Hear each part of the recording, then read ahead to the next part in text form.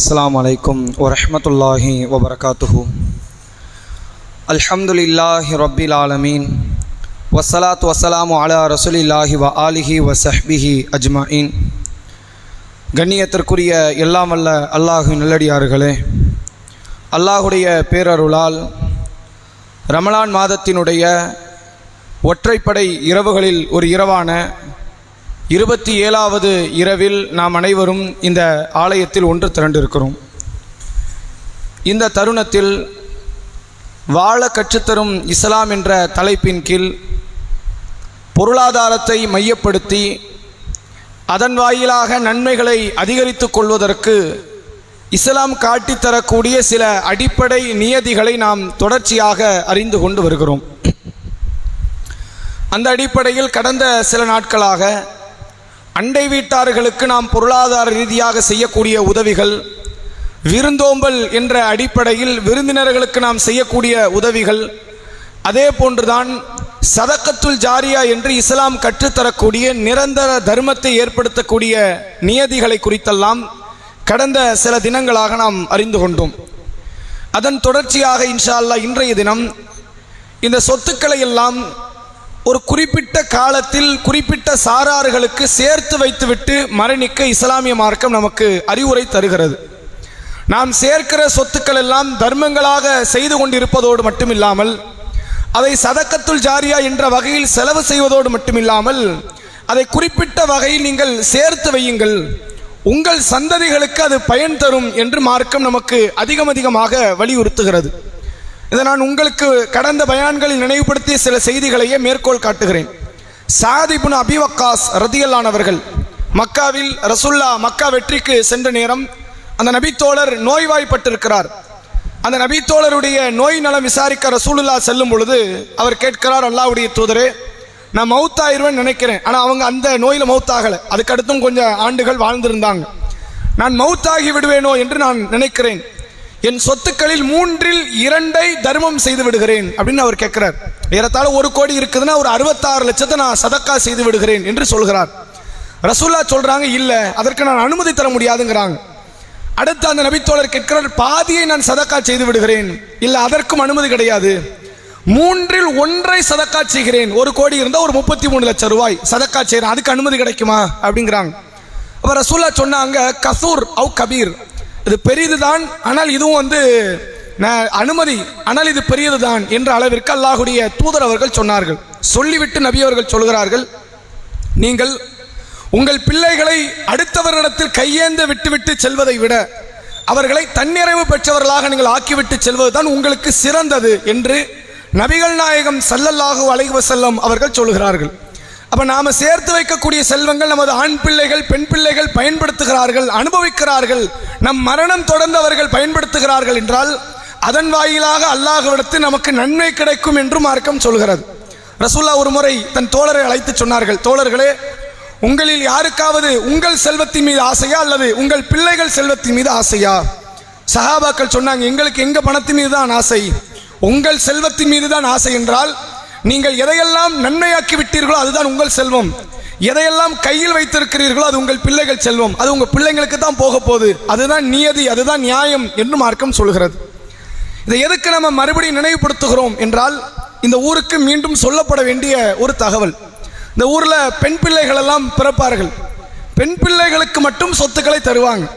அது பெண் பிள்ளைகளுக்கு ஏன் சொத்து தராங்க அப்படின்னா இஸ்லாத்துக்கு விரோதமான ஒரு கருத்தை இங்க பதிஞ்சு வச்சிருக்கிறாங்க. அது பத்தி நம்ம பேச வைப்போம். பெண் பிள்ளைகளுக்கு கொடுக்கப்படுவதை போன்று ஆண் பிள்ளைகளுக்கு கொடுக்கப்படுதா அப்படின்னு கேட்டால் கிடையாது. எந்த அளவிற்கு தன்னுடைய சகோதரி லாத்தாவுக்கு திருமணம் முடியப்படும், லாத்தாவுடைய கணவர் வீட்டுக்கு வருவார், வீட்டில் இருக்கிற பிறந்து தன் தந்தையினுடைய சொத்தை அனுபவித்துக் கொண்டிருக்கிற தாயின் சொத்தை அனுபவித்துக் கொண்டிருக்கிற பிள்ளையே பேயிங் கெஸ்ட் மாதிரி ஆயிடுவார். இப்போ வீட்டில் காசு கொடுத்தா வீட்டில் தங்கலாம், உனக்கு கல்யாணம் முடிய வரைக்கும் இங்கே இருந்துக்க, நீ யார் இப்போ ஒரு கெஸ்ட் தான், நீ இந்த வீட்டுக்கு உரிமை படைத்தவன் கிடையாது என்ற நிலையில் ஆண் பிள்ளைகள் எல்லாரும் பெரும்பான்மையான ஆண் பிள்ளைகளுக்கு சொத்துக்கள் நிராகரிக்கப்படுகிறது, பொருளாதாரங்கள் கொடுக்கப்பட முடியாத ஒரு சூழ்நிலை.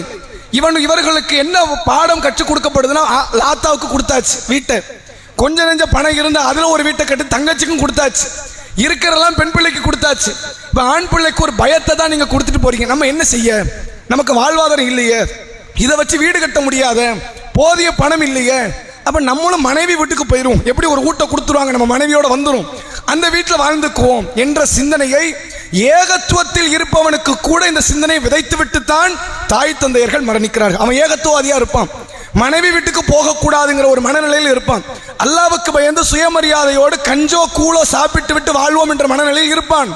ஆனால் அவனை அந்த தாய் தந்தையர்கள் அந்த நிலையில் வாழ வைக்க மாட்டார்கள். இது இஸ்லாத்தில் எவ்வளவு மோசம் தெரியுமா? பெண் பிள்ளைகளுக்கு வீடு வரதட்சணை என்ற பெயரில் கொடுக்கப்படுவது ஒரு ஹராம். நான் அதை பத்தி பேசல. அது அல்லாமல் நீங்கள் எந்த பிள்ளைகளுக்கு எதையும் கொடுங்க, சமமா கொடுக்கணும். ரசூலுல்லாஹ்வுடைய காலத்தில் ஒரு நபித்தோழர் தன் பிள்ளை அழைத்து கொண்டு வருகிறார். அல்லாஹ்வுடைய தூதரே, நான் என் மகனுக்கு ஒரு அன்பளிப்பு தரப்போறேன், அதற்கு நீங்கள் தான் சாட்சி. எதுக்கு ரசூலுல்லாஹ்வை சாட்சி ஆக்குறாங்க? ரசூலுல்லாஹ் காலத்தில் பத்திரம் எழுதுறதுலாம் கிடையாது.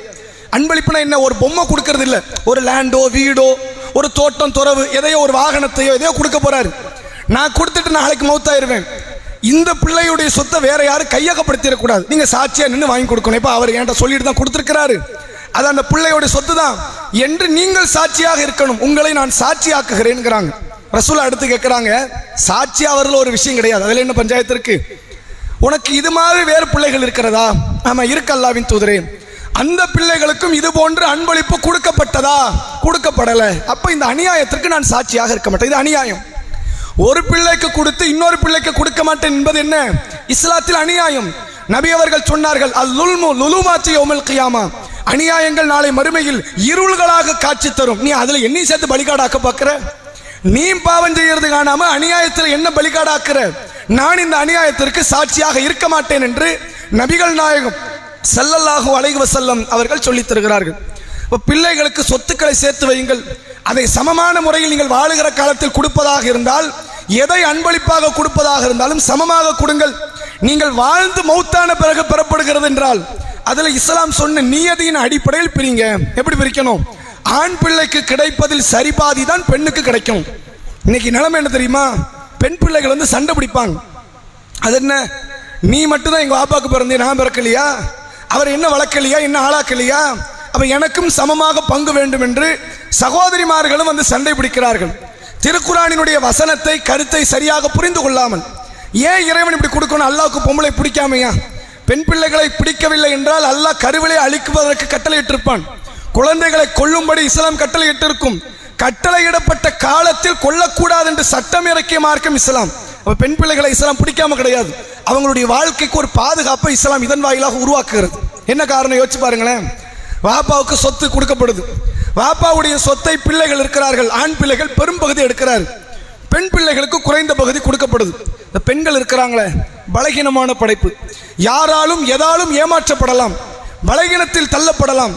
அப்படி ஒருவேளை பாதிப்பை அடைந்தால் நாளைக்கு அண்ணன் கிட்ட வரும்போது அண்ணன் அரவணைத்துக் கொள்வான். எனக்கு கூடுதலாக கிடைச்சது, என் தங்கச்சிக்கு குறைவாக கிடைத்தது, நான் அரவணைச்சுக்கிறேங்கிற ஒரு மனநிலை வரும்.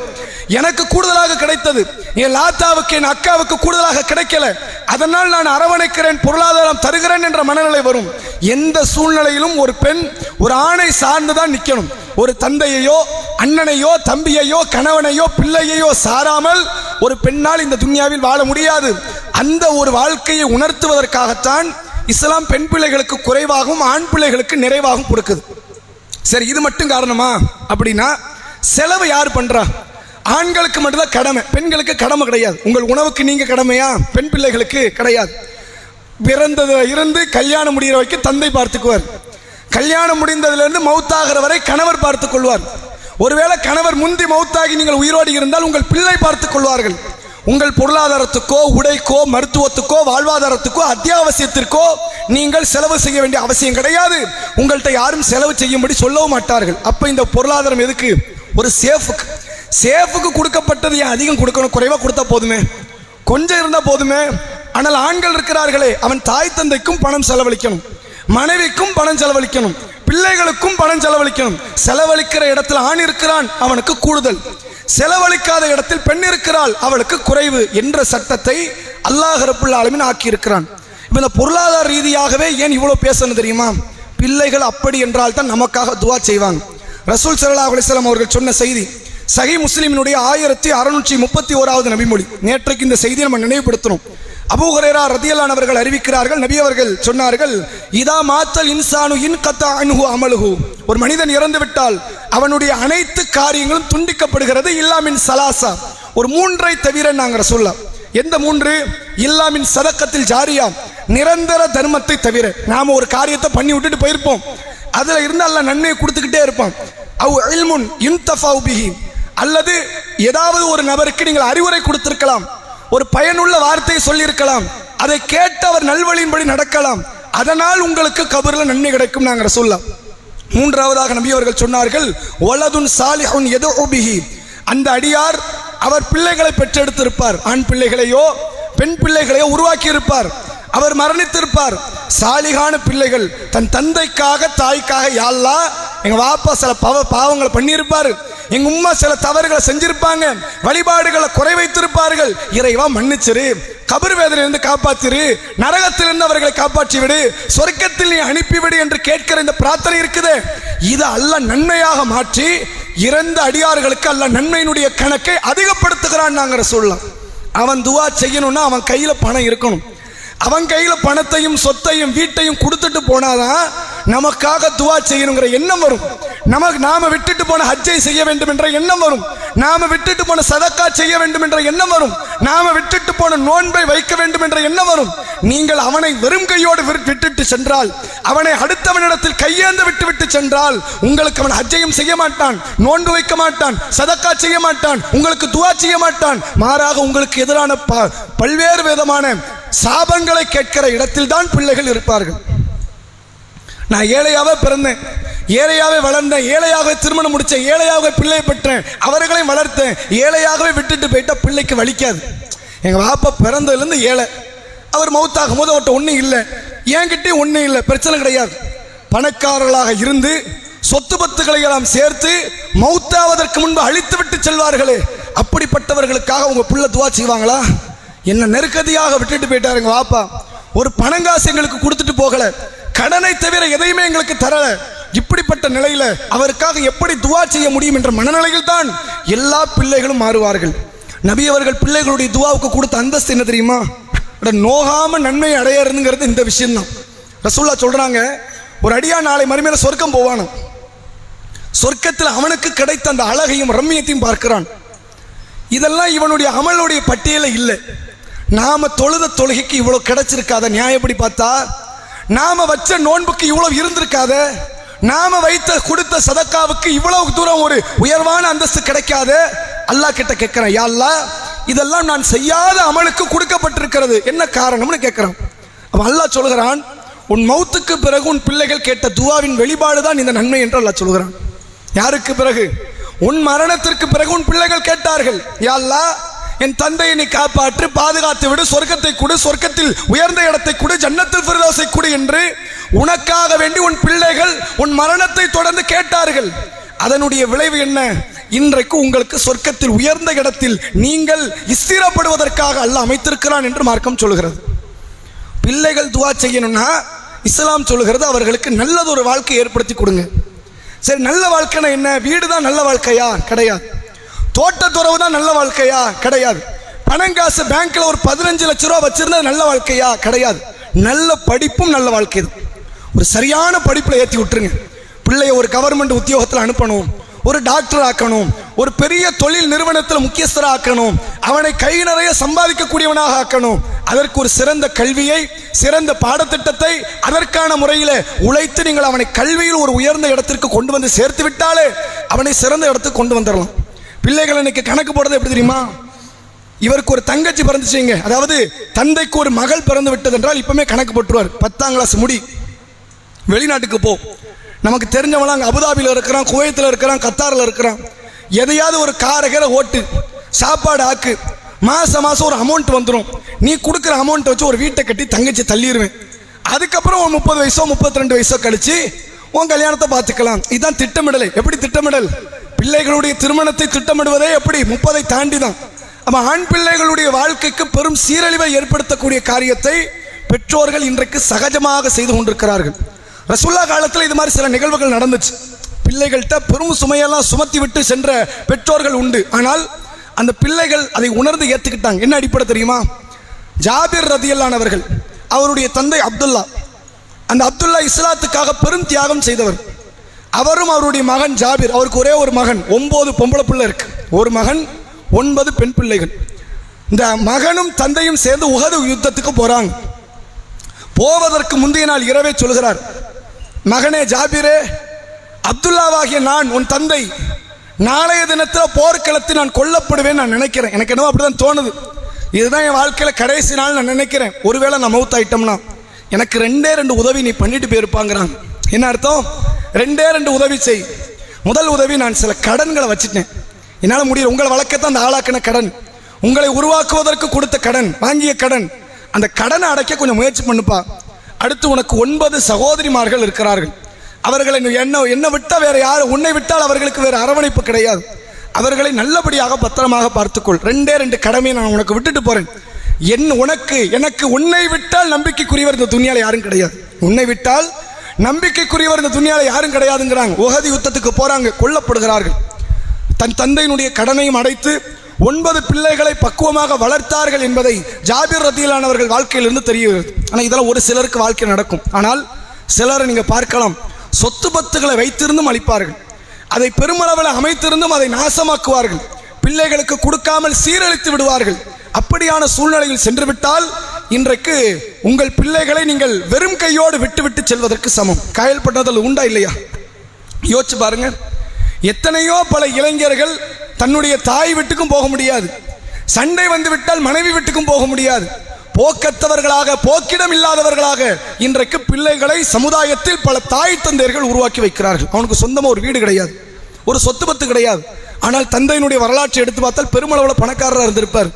தாயை பற்றி கேட்டால் பெரும் பணக்காரியாக இருந்திருப்பார்கள். பிள்ளைகளுக்கு எந்த ஒன்றையுமே கொடுத்துட்டு போயிருக்க மாட்டாங்க. இஸ்லாமிய மார்க்கம் இதை கடுமையாக தடுக்கிறது. அதே நேரத்தில் நீங்கள் அவர்களை மார்க்க அடிப்படையில் வளர்த்து அவர்கள் உங்களுக்கு துஆ செய்ய வேண்டும் என்றால் இந்த பொருளாதாரம் தான் உதவியா இருக்கும். வேற எது உதவியா இருக்கும்? நீங்கள் கொடுக்கிற பணங்காசு தான் உதவியா இருக்கும். இப்ராஹிம் அலைஹிஸ்ஸலாம் அவர்கள் தன் மகன்களை அழைத்து சொன்னார்கள், யா புனைய இன்னல்லாஹ் இஸ்தஃபாலக்கும் தீன், என் மகனே, அல்லாஹ் உங்களுக்கு இந்த மார்க்கத்தை தேர்வு செய்திருக்கிறான். ஃபலா தமூதுன்ன இல்லா வஅன்தும் முஸ்லிமூன், முஸ்லிம்களாகவே அன்று நீங்கள் மௌத்தாகி விடாதீர்கள் என்று இப்ராஹிம் அவர்கள் தன் பிள்ளைகள் இஸ்மாயில், இஸ்ஹாக் என்ற நபிக்கு இப்படியான அறிவுரை கொடுத்தார்கள். யாக்கூப் நபி அவர் தன்னுடைய 12 பிள்ளைகளை அழைக்கிறார். 12 பிள்ளைகளை, ஒரு பிள்ளை யூசுப், அவர் ஒரு நபி. 12 பிள்ளைகளை அழைத்து சொன்னார்கள், பிள்ளைகளே, என்னுடைய மௌத்துக்கு பிறகு நீங்கள் யாரை வணங்குவீர்கள்? பிள்ளைகள் சொல்கிறார்கள், தந்தையே கவலையப்படாதீங்க, எங்கள் இறைவனான உங்களுடைய தந்தை, உங்களுடைய பாட்டனார் இஸ்மாயில், இஸ்ஹாக், யாக்கூப் இவர்களுடைய இறைவனான ஒரே இறைவனைத்தான் நாங்கள் வணங்குவோம். நஹ்னு லஹு ஆபிதூன், நாங்கள் அவனுக்கு முழுமையாக வழிபட்ட முஸ்லிம்கள், முழுமையாக வழிபடக்கூடியவர்கள் என்று அந்த பிள்ளைகள் சொன்னார்கள். நீங்க கொள்கையில் அந்த பிள்ளைகளுக்கு கொடுத்துட்டு போகணும்னா கொஞ்சம் பணங்காசு தான் பயன்படும். எங்க வாப்பா என்னை தன்னிறைவோடு விட்டுட்டு போயிருக்கிறார், அவர் சொல்லக்கூடிய கோட்பாடை நான் மாற மாட்டேங்கிற நிலை எப்போ வரும்? அவர்களுக்கு நீங்கள் கொடுக்கிற பொருளாதாரம், அவர்களுக்கு கொடுக்கிற நல்ல கல்வி, அவர்களை தன்னிறைவோடு நீங்கள் ஆக்கக்கூடியது. இல்லை என்றால் உங்களுக்கு துவா வராது, அவன் தொழவும் மாட்டான், வணக்க வழிபாட்டில் இருக்க மாட்டான், கொள்கையின் அடிப்படையில் வாழ மாட்டான். பிள்ளைகளுக்கு சொத்து கொடுக்க கூடாதுன்னு சொல்லப்பட்டவர்கள் யார்? நபிமார்கள் மட்டும்தான். ரசூலுல்லாஹ் மரண நெருக்கத்தில் சொல்றாங்க, நபிமார்களாகிய நாங்கள் விட்டு செல்லக்கூடியவர்கள் அனைத்துமே சதக்கான்னாங்க. அதுல மனைவிமார்கள் பங்கெடுக்க முடியாது, அதுல பிள்ளைகள் பங்கெடுக்க முடியாது, எங்களுக்கு மட்டும்தான் அந்த சட்டம். நாங்கள் வேற யாருக்கு அந்த சட்டம் கிடையாது. ரசூலுல்லாஹ்வுடைய காலத்தில் ஒரு சம்பவம், ஒரு வயது முதிர்ந்த ஒரு சஹாபி, அவர்கிட்ட இருக்கிற ஒரே ஒரு சொத்து என்ன தெரியுமா? ஒரு அடிமை, ஒரு ஆண் அடிமை இருக்கிறார். வேற எந்த சொத்து அவர்கிட்ட கிடையாது. அவர் மவுத்து நெருக்கத்தை அடைகிறார். மவுத் ஆயிட்டோம்னா நமக்கு நன்மை செய்ய வாய்ப்பு இருக்காத, மரணிப்பதற்கு முன்பாக தன்னுடைய அடிமையை விடுதலை செஞ்சிடறார். எப்ப நீ விடுதலை ஆயிட்ட, உன்னை விடுதலை பண்ண எனக்கு பெரிய நன்மை கிடைக்கும்ல, அல்லாஹ் மறுமையில் எனக்கு சொர்க்கத்தை கொடுத்துருவாம்ல, உன்னை விடுதலைன்ட்டார். ரசூலுல்லாவுக்கு இந்த தகவல் போதும். உடனே அந்த அடிமையை பிடிச்சி ரசூலுல்லாஹ் கூப்பிட்டு வராங்க. இவரை நீங்க விடுதலை பண்ணீங்களா? ஆமா விடுதலை பண்ணேன். உங்களுக்கு புள்ள இருக்குதா? ஒரு மகள் இருக்கு. யாரை கட்டு விடுதலை பண்ணீங்க? இவரை, அந்த மகளுக்கு நீங்க என்ன கொடுத்துட்டு போறீங்க? அவர்களுக்கு ஏதாவது சொத்து நீங்க கொடுக்க வேண்டாமா? நீங்கள் மரணிக்கும் போது ஏதாவது சொத்தை விட்டுட்டு போகணும். எதையுமே விட்டுட்டு போனா உங்க பிள்ளைகள் அடுத்த நபர்கள்ட்ட கையேந்தாதா? அந்த கையேந்துகிற சூழ்நிலையில் விட்டுட்டு போறீங்களா? ரசூலுல்லாஹ் செய்த சதக்காவை தடுத்து விட்டார்கள். சதக்கா பண்ணக்கூடாதுங்கிறாங்க. சதக்கா செய்வதை விட சிறந்ததாக இஸ்லாம் எது சொல்கிறது? பிள்ளைகளுக்கு கொஞ்சம் சொத்து கொடுத்துட்டு போங்க, பொருளாதாரத்தை கொடுத்துட்டு போங்க, அவர்கள் உங்களுக்காக துஆ செய்வதற்கு ஒரு வாய்ப்பாக இது அமையும் என்று சொன்னார்கள். இன்றைக்கு நிறைய பேர் தன்னுடைய சந்ததிகளை பற்றி கவலைப்படுறதே கிடையாது. சந்ததிகளை பற்றி ஏதாவது கவலை இருக்குதா? இப்ராஹிம் நபி கவலைப்பட்டாங்க. எவ்வளவு பெரிய ஏகத்துவத்தினுடைய தந்தை. அவர்கள் சொல்லுகிறார்கள், ரப்பி ஜஅல்னி முகீமஸ் ஸலா வ மின் துர்ரியத்தி ரப்பனா தகப்பல் துஆ. இறைவா, என்னையும் என் சந்ததிகளையும் தொழுகையை நிலைநாட்டக்கூடியவராக நீ ஆக்கு என்று கேட்டார்கள். சந்ததிகளை பற்றி ஒரு கவலை இருந்துச்சு. என் பிள்ளைங்க என் வாழ்க்கைக்கு அப்புறம் என்ன செய்ய போறாங்க, அவனுக்கு நல்ல படிப்பு இருக்குதா, நல்ல உத்தியோகம் இருக்குதா, நல்ல வியாபாரம் இருக்குதா, சொத்து பத்துகள் இருக்குதா, அவனுக்கு சுய புத்தியோடு செயல்படுகிற ஆற்றல் இருக்கிறதா என்ற சிந்தனை நபிமார்கள்ட்ட இருந்தது, என்ற சிந்தனை நல்லவர்கள்ட்ட இருந்தது. ஆனால் இன்றைக்கு அதிகமான மக்கள்கிட்ட பிள்ளைகளை பற்றிய கவலை கிடையாது. எப்படியும் போ, பையனை தானே பெற்று விட்டுருக்கிறோம், அவன் மனைவி வீட்டில் போய் வாழ்ந்துக்குவான், அவன் எக்கேடு கட்ட யாருக்கோ பிறந்த பிள்ளை மாதிரி தான் பேசுறது, எங்கேயோ அனாதையை எடுத்துகிட்டு வந்த பிள்ளை மாதிரி பேசுறது. ஆம்பளை பிள்ளைய பொம்பளை பிள்ளைன்னா ஒரு கண்ணும் கருத்துமா வச்சு பார்க்கறது. இது மோசமான பண்பாடா இல்லையா? அநீதமான ஒரு பங்கீடா இல்லையா? ஆண் பிள்ளைகளுக்கு கொடுக்கப்படுவதை போன்றுதான் பெண் பிள்ளைகளுக்கு கொடுக்கணும். நீங்கள் ஹயாத்தாக இருக்கும்போது மவுத்தாகி விட்டீர்கள் என்றால் ஆண் பிள்ளைகளுக்கு கொடுக்கப்படுவதில் பாதிதான் பெண் பிள்ளைகளுக்கு கொடுக்கப்படணும். இப்படின்னு அல்லாஹ் சட்டம் வகுத்திருக்கிறானே, அந்த சட்டத்துக்கு மாற்றமான பல நிலைப்பாடுகளை செய்வதற்கு காரணம் என்ன? ஊர் வழக்கம்னு செஞ்சிடலாமா? பிள்ளை முக்கியமா ஊர் முக்கியமா? அதை தான் பார்க்கணும். ஊர்ல 1000 பண்ணுவாங்கங்க. நாளைய தினத்தில் இறைவனுடைய ஒரு நாட்டம் இந்த ஊர் பெரும் பெரும் பாவத்தை செய்யக்கூடிய இடத்திற்கு கூட வரலாம். பெரும் பெரும் அநியாயத்தை, அக்கிரமத்தை, வட்டியை அபிஷியல் ஆக்கிடலாம். ஊர்வாசிகள் எல்லாரும் வட்டி வாங்குங்க, வட்டி வாங்கலன்னு சரி கிடையாது அப்படின்னு சொல்லிட்டு வாங்கிடுவோமா? மார்க்கத்திற்கு கட்டுப்பட வேண்டுமா, ஊருக்கு கட்டுப்பட வேண்டுமா? அப்போ ஊருடைய கலாச்சாரம், பண்பாடு, நாகரிகம் மார்க்கத்தோடு ஒத்து வந்தால் ஏற்றுக்கங்க, இல்லைன்னா தூக்கி குப்பையில போட்டுருங்க. ஊரும் வேண்டாம், ஒன்றும் வேண்டாம். அப்படிப்பட்ட உதவாக்கரை ஊர் தேவை கிடையாது. என் பிள்ளைய நான் கையேந்து விடணுமா, என் பிள்ளைக்கு நான் சொத்து சேர்க்காம விடணுமா, அப்படி ஒரு ஊர் தேவையில்லை என்று தான் நீங்கள் வச்சிருக்கணும். என் பிள்ளைகளுக்கும் சமமாக, ஆணுக்கும் பெண்ணுக்கும் சமமாக வாழுகிற தருணத்தில் நான் கொடுத்தால் இப்படித்தான் சொத்துக்களை கொடுப்பேன் என்று கொடுக்க வேண்டாமா? இந்த பெண்களை தாங்க மோசமான ஒரு காரியம் என்னன்னு பாருங்க. தாய்மார்களுக்கு கட்டுகளவு கூட வருத்தம் இல்லை, தன் பிள்ளைக்கு ஏதாவது கொடுக்கணுமே. ஆண் பிள்ளைக்கு, பொம்பளை பிள்ளை மட்டும் அவ்வளோ கண்ணியமாக வளர்க்கறது, அவ்வளோ பாதுகாப்பாக வளர்க்கறது. அந்த பிள்ளை கூட தான் இருக்கணும். ஏன்னா இவன் எப்படியும் போயிடுவான், வேலை பார்த்துட்டு நாளை பண்ணி யாருக்கு கொடுக்க போறான்? மனைவிக்கு தான் கொடுக்க போறான். கொடுத்தா இவளுக்கு வலிக்க வர செய்யும். அவன் மனைவிக்கு கொடுக்கறதுக்கு யாருக்கு வலிக்குது? உம்மாக்காரிக்கு வலிக்கும். அவளுக்கு கொடுக்குறிய, அவளுக்கு கொடுக்குறிய. உன் மருமம் யாருக்கு கொடுக்கணும்? அவன் உம்மாட்ட கொடுத்தா நீ ஏற்றுக்குவியா? உன் மருமவன் அவன் உம்மா இருக்கால, அவளுக்கு கொடுத்தா ஏற்றுக்குவியா? அது மட்டும் உன் பொண்ணு கொடுக்கணுமா? இவ பையன் யாருக்கு கொடுக்கணுமா? எனக்கு கொடு, உன் முன்னாடி கொடுத்துடாத. இப்படியான மனநிலையில் மகன்களை தனியா பார்க்கறது, மகள்களை தனியா பார்க்கறது. மகன் தன் மனைவியோட சேர்ந்து வாழக்கூடாது. மகள் எப்போதுமே மருமகன் கூட மட்டும் தான் இருக்கணும். வேற யாரு கூடயும் எப்போதுமே இரு, கூடவே நீ இரு. அவன் உம்மாவெல்லாம் சேர்த்து விட்டுறாத. உன் நாத்தனாரெல்லாம் தூர வச்சிரு. உன் கணவனை கைக்குள்ளேயே போட்டு வச்சுக்க. எப்போதுமே முந்தானில் முடிஞ்சு வச்சுக்க. ஆனால் மகனுக்கு கொடுக்கப்படுற வசியத்து என்ன?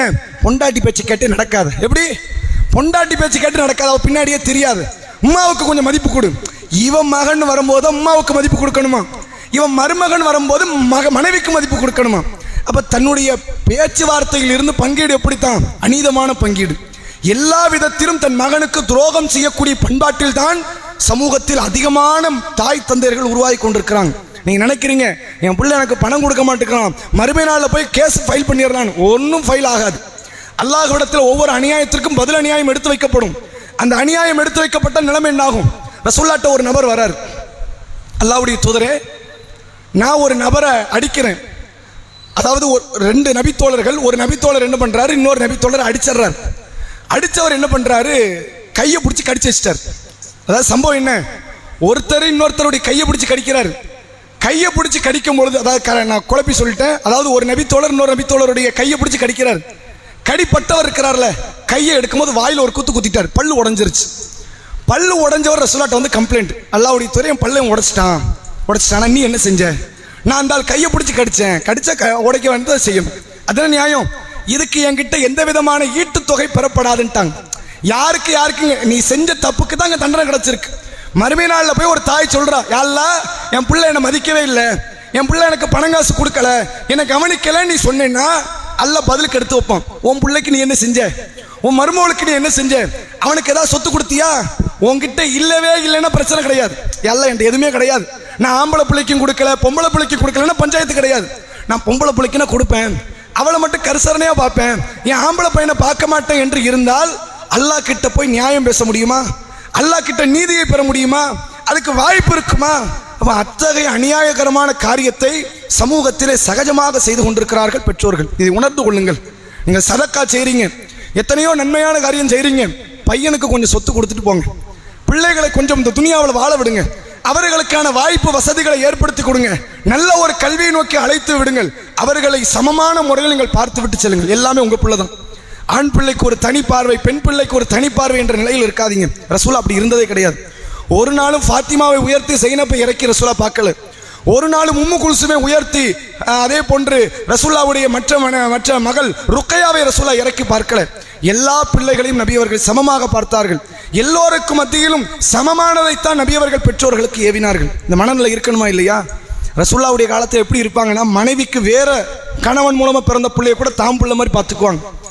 கணவனுக்கு வேற மனைவி மூலமும் பிறந்திருக்குமே, அப்படிப்பட்ட பிள்ளைகளை கூட தன் பிள்ளையை போன்று பார்ப்பவர்கள் தான் சஹாபிய பெண்மணிகள். ஆனால் இன்றைக்கு தனக்கு பிறந்த பிள்ளைய கூட ஆண் மகனுக்கு ஒரு பார்வை, பெண் பிள்ளைக்கு ஒரு பார்வை, தான் கூட இருக்கிறவனுக்கு ஒரு பார்வை, தன்னை விட்டு பிரியறவனுக்கு ஒரு பார்வை, மூத்தவனுக்கு ஒரு பார்வை, இளையவனுக்கு ஒரு பார்வை. இந்த பார்வைகளாம் இருக்குது. இவர்களுக்கு நல்ல முறையில் பொருளாதாரத்தை தராமல் அநீதமான முறையில் நீங்கள் செய்யக்கூடியது அல்லாஹ்விடத்தில் ஒரு பெரும் தண்டனைக்குரியதாக அமையும் என்பதை நாம் கருத்தில் கொள்ள வேண்டும். அதே நேரத்தில் இவர்களுக்கு நல்ல கொள்கையை நீங்கள் கொடுத்து விட்டு செல்வதற்கு முயற்சி செய்யுங்கள். பிள்ளைகளுக்கு ஒரு மார்க்க படிப்பை, பிள்ளைகளுக்கு ஒரு மார்க்க ரீதியான ஒரு அறிவை, அவர்கள் தொழக்கூடியவர்களாக இருந்தால்தான் அவனுக்கு துவா செய்வான்.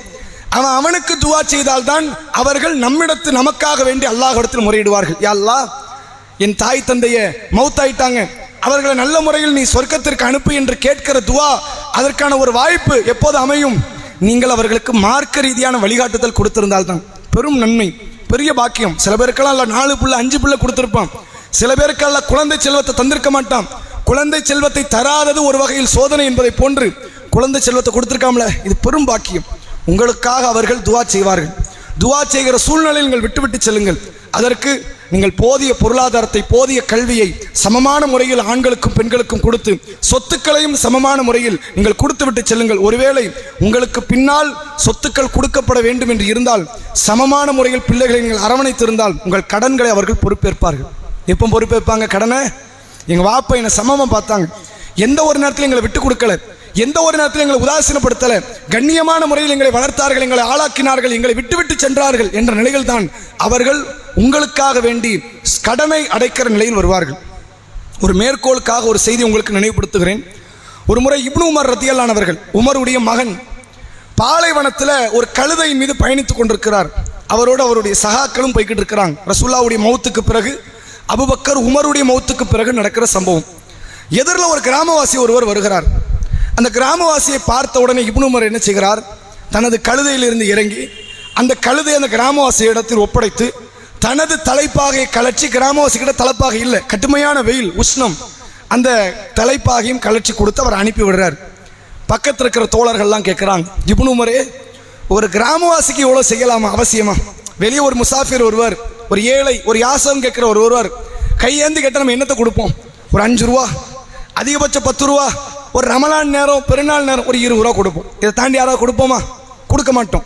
அப்போ யாசகம் கேட்பவர்களுக்கு இவ்வளோதான் அப்படின்னா ஒரு கிராமவாசிக்கு இவ்வளோதான் இருக்குல்ல, அதை அவர்கள் பெரிதாக புரிந்து கொள்வார்களே, ஏன் இவ்வளோ நீங்கள் கொடுக்கணும்னு கேட்குறாங்க. இப்போ இப்னு உமர் சொல்கிறார், தன் தந்தையை நினைவு கூர்ந்து விட்டு சொன்னார்கள், இந்த கிராமவாசியினுடைய தந்தையும் என் தந்தை உமரும் நண்பர்கள். இந்த கிராமவாசியுடைய தந்தையும் என் தந்தை உமரும் நண்பர்கள். ஏன் அதை நினைவு கூர்ந்தேன் தெரியுமா? ஒரு தந்தை தன்னுடைய பிள்ளைகளை வளர்ப்பதற்காக அவர்களுடைய நட்பு வட்டாரம், சொந்தங்கள் அவர்களிடத்தில் பொருளாதாரத்திற்காக கடன் வாங்கி இருப்பார்கள், பொருளாதாரத்திற்காக உதவி தேடி இருப்பார்கள். அப்படிப்பட்ட நிலையில அவர்கள் மரணித்து விட்டால் யாரிடத்திலெல்லாம் அவர்கள் உதவி கேட்டு உதவி பெற்றார்களோ, யாரையெல்லாம் அவர்கள் நேசர்களாக பார்த்தார்களோ அவர்களுக்கும் நீங்கள் கண்ணியம் செய்யுங்கள், அவர்களோடு நீங்கள் உறவை இணைத்து வாழுங்கள் என்று மார்க்கம் சொல்லியிருக்கிறது. நபி அவர்கள் சொன்னார்கள், இதுதான் ஒரு தாய் தந்தைக்கு செய்யக்கூடிய அமல்களிலேயே பெரிய அமல் என்று இப்னு உமர் ரதியல்லாஹு அவர்கள் தன் தந்தைக்காக மரணித்த பிறகு நன்மைகளை சேர்த்து வைக்க ஆசைப்பட்டார். யோசித்து பாருங்கள், உமர் சாதாரண நபரா? சொர்க்கத்துக்குரியவர், ஷஹீதாக்கப்பட்டவர், ரசூலுல்லாஹ்வோடு நாளை மறுமையில் தனக்குரிய இருப்பிடத்தை தக்க வைத்தவர். அப்படிப்பட்டவர் மரணித்து பல ஆண்டுகள் கழிந்தும் கூட தன் மகன் நினைக்கிறார், எங்க வாப்பா சொர்க்கத்துக்கான நிறைய அமல் செஞ்சுட்டாரு, நான் அமல் செய்ய வேண்டிய அவசியம் இல்லை. இந்த மனநிலை கிடையாது. என் தந்தைக்கு எதையாவது நான் நன்மை சேர்த்து வைக்க வேண்டும் என்பதற்காக தனது கழுதையை ஒரு கிராமவாசி இடத்தில் அன்பளிப்பு வழங்குகிறார், தனது தலைப்பாகை அன்பளிப்பு வழங்குகிறார். வழங்கிவிட்டு சொல்கிறார், என் தந்தையும் இந்த கிராமவாசியின் தந்தையும் நண்பர்கள். எங்க வாப்பா அவர்கிட்ட எனக்காக ஏதாவது ஒரு நேரத்தில் உதவி தேடி இருக்கலாம், ஏதாவது ஒரு விஷயத்துல அவர் கடன் பெற்றிருக்கலாம், அவர் கடன் கொடுத்திருக்கலாம். அப்படிப்பட்ட நண்பர்களை நான் கண்ணியப்படுத்துவதனால் என் தந்தையினுடைய நன்மையின் அந்தஸ்து உயர்த்தப்படும் என்று இப்னு உமர் ரதியல்லாஹு அவர்கள் சொன்னார்களே. அப்படி ஒரு பிள்ளை நீங்கள் வளர்க்க வேண்டும் என்றால் எதை கொடுத்தால் பொருந்திக் கொள்வார்கள்? மனைவிமார்களுக்கு 40 ஆண்டு காலம் உழைத்து கொடுக்கிறோம்ல, 40 வருடம் நீங்கள் உழைத்து கொடுத்தாலும் ஒரு குறை வந்தவுடன் என்ன சொல்றாங்க? உங்களை கட்டிக்கிட்டு எந்த சுகத்தை அனுபவிக்கலங்கிறாங்க. மனிதனுடைய இயல்பு இதுதான். அப்படி இருக்கும்போது பிள்ளைகள் அவன் மௌத்து வரைக்கும் நம்மளை நினைச்சுக்கிட்டு இருப்பான்னு நினைக்கிறீங்களா? அப்படி அவன் நினைத்து கொண்டிருக்க வேண்டும் என்றால் நீங்கள் சொத்துக்களை, நல்ல தொழிலை, நல்ல வியாபாரத்தை, நல்ல படிப்பை, நல்லது ஒரு வாழ்வாதாரத்தை ஏற்படுத்தாமல் ஒரு காலத்திலும் அவர்கள் உங்களை நினைத்து கொண்டிருக்க மாட்டார்கள். அவன் கடைசி நினைக்கணும். என் கூட படித்த சில பசங்க இருக்கிறாங்க, இன்னைக்கு நல்ல வாழ்வாதாரம் இல்லை, எங்கள் வாப்பா என்ன அவ்வளோ தூரம் ஸ்ட்ராங்காக ஆக்கிட்டு போயிட்டார், நல்ல ஒரு அழகான வீட்டை கொடுத்தார், ஒரு வியாபாரத்தை கொடுத்தார், அந்த வியாபாரத்தை தான் இன்ன வரைக்கும் பக்கபலமாக பிடிச்சிக்கிட்டு வாழ்ந்துக்கிட்டு இருக்கிறேன். எங்கள் வாப்பா மட்டும் அந்த வியாபாரத்தை அழிச்சிட்டு போயிருந்தாருன்னா இன்னைக்கு நான் கையேந்திக்கு நிற்கணும். அவன் அதை நினைக்கும் போதெல்லாம் அல்லாஹ் கிட்ட துஆ செய்வான், யா அல்லாஹ் என் தந்தைக்கு நீ அருள் புரி, அவர் என்னை நல்ல தன்னிறைவில் விட்டுட்டு போயிருக்கிறார். சில பிள்ளைகள் சொல்லுவார்கள், நானெல்லாம் அந்த நேரத்தில் நல்லபடியாக, அதாவது படிப்பின் பக்கம் செல்லாமல் சேட்டையும் ஊரில் பல்வேறு வகையான அசம்பாவிதத்தில் ஈடுபடும் போது என் தந்தை என்னை கண்டித்து என்னை நல்லதொரு கல்விக்கூடத்தில் கொண்டு வந்து சேர்த்தார். அதன் விளைவு என்ன? இன்றைக்கு ஒரு அரசு உத்தியோகத்தில் வந்து உட்கார்ந்துருக்கிறேன். அன்றைக்கு என் தந்தை என்னை கண்டிக்காம போனாருன்னா, பொருளாதாரத்தை செலவழித்து என்னை நல்லதொரு படிப்பை நோக்கி செலுத்தவில்லை என்றால், நல்லதொரு வேலை வாய்ப்பை நோக்கி என்னை அமைக்கவில்லை என்றால், இன்றைக்கு என்னுடைய நிலைமை எப்படி ஆயிருக்கும்? மோசமான நிலையில் வந்திருக்கும். யா அல்லாஹ் என் தந்தைக்கு நீ அருள் புரி என்ற நிலையில் வருவார்கள். பொருளாதாரத்தை ஊர் வழக்கமே எப்படி செய்து கொண்டிருக்கிறது? ஆணுக்கு கொடுக்காமல் பெண்ணுக்கு கொடுத்து கொண்டிருக்கிறது. யா அல்லாஹ் என் தாய் தந்தை அதற்கு மாற்றமாக எனக்கும் பொருளாதாரத்தை விட்டுட்டு போயிருந்தாங்க, அவர்களுக்கு நீ அருள் புரி என்று கேட்பார்கள். அப்படி ஒரு துவாவை நீங்கள் உங்கள் பிள்ளைகளிடத்தில் இங்கிருந்து பெற வேண்டும் என்றால் சமமான முறையில் பிள்ளைகளை பாருங்கள். பிள்ளைகளுக்கு பொருளாதாரத்தை சேர்த்து வைக்க முயற்சி செய்யுங்கள். ஒரு வியாபாரத்தை, தொழில் கூடத்தை அமைத்து கொடுங்கள். நல்லதொரு கல்வியை நோக்கி அமையுங்கள். அரசு உத்தியோகத்தை நோக்கி அலையுங்கள். அவர்களை ஒரு காலத்தில் வெளிநாட்டுக்கு அண்டி பிழைக்கக்கூடியவர்களாக மாற்றி விடாதீர்கள். ஆம்பளை பிள்ளைகள்லாம் எப்படி பொதி சுமக்கிற கழுத மாதிரி தான் உருவாக்கப்படுது. பெண் பிள்ளைகள் எல்லாம் அந்த கழுதையின் மீது உட்காரக்கூடிய ராஜகுமாரிகளை போன்று ஆக்கி விடுகிறார்கள். பொம்பளை பிள்ளைனா ராணி மாதிரி, ஆம்பளை பிள்ளைனா கழுத மாதிரி. இதுதான் சமூகத்தினுடைய நிலைமை. அப்படி இல்லை, எல்லாரையுமே சமமாக பார்ப்போம். எல்லோருக்கும் சமமான ஒரு கல்வியை கொடுத்து சமமான முறையில் ஒரு பொருளாதாரத்தை நிறைவு பெறக்கூடிய ஒரு சூழ்நிலையில் நீங்கள் உருவாக்குங்கள். பிள்ளைகளுடைய துவா தான் மரணத்திற்கு பிறகு நமக்கு பெருமளவில் உதவி செய்யக்கூடிய அரண், வேற எதுவுமே கிடையாது. சதக்கத்துல் ஜாரியா கூட அழிந்து விடலாம். சில நேரம் ஒரு மரத்தை நட்டு வச்சுட்டு போறீங்க, நாளைக்கே புயல் வந்து மரம் போயிட்டோம், முடிஞ்சு போச்சு, அதில் நன்மை முடிஞ்சிருச்சுலாங்க. ஒரு பெரும் அளவில் நன்மைக்குரிய ஒரு கிணறை உருவாக்குறீங்க, தண்ணி வத்திருச்சுன்னா அது முடிஞ்சிருச்சு. பிள்ளையை உருவாக்குகிறீர்கள், அவன் சாகிற வரை கேட்பான். ஒவ்வொரு முறையும் சுஜூதில் கிடக்கும் போதெல்லாம் கேட்பான், ரப்பி ரஹம்ஹுமா கமா ரப்பயானி சகீரா. யா அல்லாஹ் சிறுவனாக இருக்கும்போது என்னுடைய தாய் தந்தையர்கள் அரவணைத்தார்கள், அப்படி அவர்களை அவர்கள் மீது அருள் புரி என்று கேட்பார்கள்.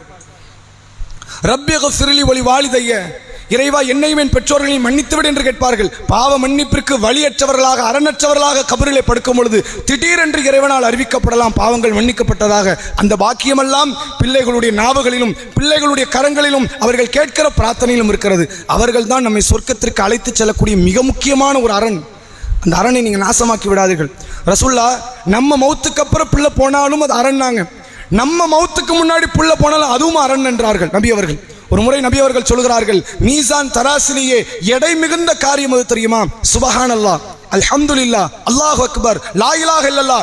உங்கள் மரணத்திற்கு முன்பு பருவ வயதை அடையாத உங்கள் பிள்ளைகள் மௌத்தாகிவிட்டால் அதனால் நீங்கள் பொறுமையாக இருங்க. அல்லாஹ் கொடுத்தா, அல்லாஹ் எடுத்துட்டான், பொறுமையாக இருங்க. அப்படி நீங்கள் பொறுமையாக இருந்தால் அல்லாஹ் கொடுக்குற கூலி இருக்குது, மீசான் தராசையே நிரப்பக்கூடிய கூலி. நாங்கள் ரசூல்லா, நாளை மறுமை நாளில் பருவ வயதை அடையாத பிள்ளைகள் சொர்க்கத்தினுடைய வாசல்களில் நிற்குமா, தாய் தந்தை இடத்துல அழைக்கும். என் தாய் தந்தையை அழைச்சிட்டு தான் சொர்க்கத்துக்குள்ள நுழைவேன் என்று அந்த பிள்ளைகள் நிற்கும். ஏன்? என் தாய் தந்தையர்கள் என்னை இழந்ததனால் அல்லாஹ்விடத்தில் அவர்கள் பொறுமையாக இருந்தார்கள். அதனால் என் தாய் தந்தை அழைச்சிட்டு தான் சொர்க்கம் போவேன் அந்த பிள்ளைகள் நிற்கும். நபி அவர்கள் பெண் பிள்ளைகளை பற்றியும் சொன்னார்கள், மன் ஆல ஜாரியத்தை நீ ஹத்தா தபுலுகா. யாரிடத்தில் 2 பெண் பிள்ளைகள் பிறந்து மார்க்க உணர்வோடு மார்க்க பற்றோடு அவர்களை வளர்த்து ஆளாக்கி விடுகிறார்களோ அவரும் நானும் நாளை மறுமை நாளில் சொர்க்கத்தில் இப்படி இருப்போம். நாங்கள் சொல்லலாம், சொர்க்கத்தில் நபியோடு வருவதற்கு, நபியோடு வாழ்வதற்கான ஒரு வாய்ப்பு. பெண் பிள்ளைகளை அரவணைத்து வளர்ப்பது. அப்ப பெண் பிள்ளைகளையும் இஸ்லாம் சமமாக பார்க்க சொல்கிறது, ஆண் பிள்ளைகளையும் சமமாக பார்க்க சொல்கிறது. நல்ல முறையில் பொருளாதாரத்தை சேர்த்து அவர்களை அரவணைப்போடு அவர்களை வாழ வையுங்கள். வல்ல இறைவன் நம் அனைவருக்கும் அதற்குரிய தௌஃபீக்கை தந்தருள் புரிவானாக. வாஹிரு தஅவானா அல்ஹம்துலில்லாஹி ரப்பில் ஆலமீன். அஸ்ஸலாமு அலைக்கும் வரஹ்மத்துல்லாஹி வபரகாத்துஹு. இன்றைக்கான கேள்வி பயான்ல இருந்து, மீசான் தராசை நிரப்பக்கூடிய 5 காரியங்கள் என்னென்ன? கை தூக்குங்க. மீசான் தராசை நிரப்பக்கூடிய 5 காரியங்கள் இருங்க, யாரும் சொல்ல வேண்டாம். இந்த 5 காரியம் மீசான் தராசை நிரப்பணும். இது அல்லாமல் நிறைய இருக்குது. நான் சொன்ன இந்த பயான்ல சொன்ன 5 காரியம் சொல்லுங்க.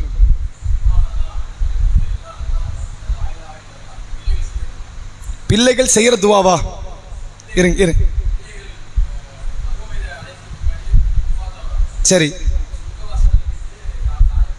இல்லை அது தனி செய்தி. சொர்க்கவாசல்னு தாயை கூட்டு போவாங்க, தந்தையை கூட்டு போவாங்க, தனி செய்தி. அவங்க மௌத்தாயிட்டா நமக்கே நன்மை கிடைக்குது.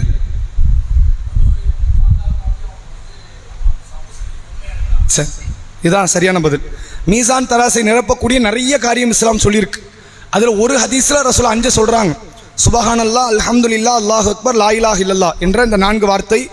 அதோடு மட்டுமில்லாமல் ரசூலா சொல்கிறார்கள், உங்கள் பிள்ளைகள் மௌத்தாகிவிட்டால், பருவ வயதை அடையாத பிள்ளைகள்.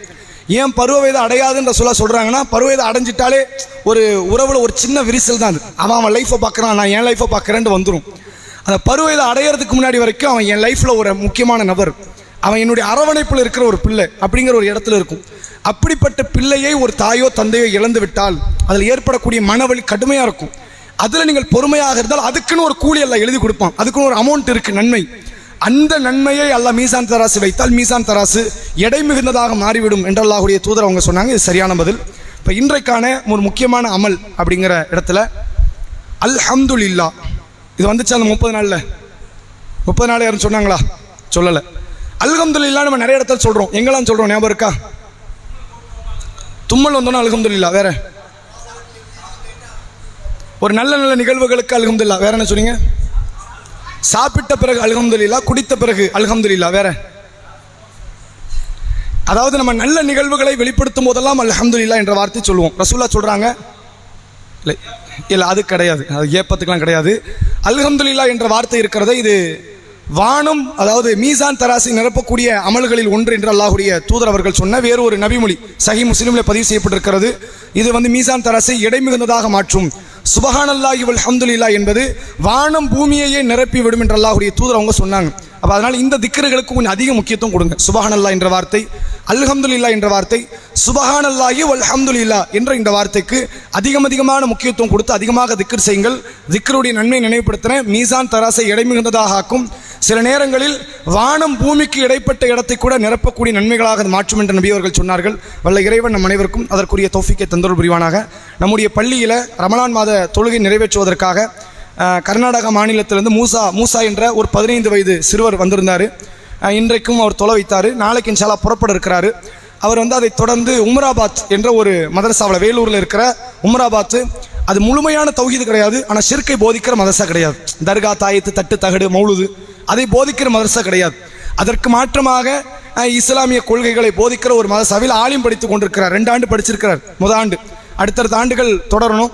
அந்த பிள்ளைக்கெல்லாம் மார்க் அறிவை அதிகப்படுத்தணும். அவருடைய தாய் தந்தைக்கெல்லாம் அதிகமான இம்மை பரக்கத்தையும் மறுமை பரக்கத்தையும் தர வேண்டும் என்பதற்கு அதிகமாக துஆ செய்யுங்கள். வாஹிரு தஅவானா அல்ஹம்துலில்லாஹி ரப்பில் ஆலமீன். அஸ்ஸலாமு அலைக்கும் வரஹ்மத்துல்லாஹி வபரகாத்துஹு.